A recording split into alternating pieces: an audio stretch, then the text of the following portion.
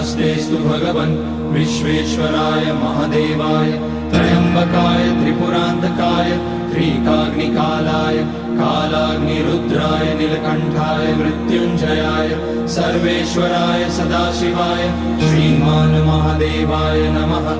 ॐ नमः शम्भवाय च मयोभवाय च नमः शङ्कराय च मयस्कराय च नमः शिवाय च शिवतराय च।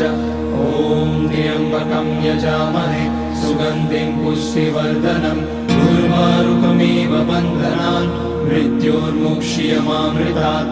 नागेन्द्रहाराय त्रिलोचनाय भस्माङ्गराय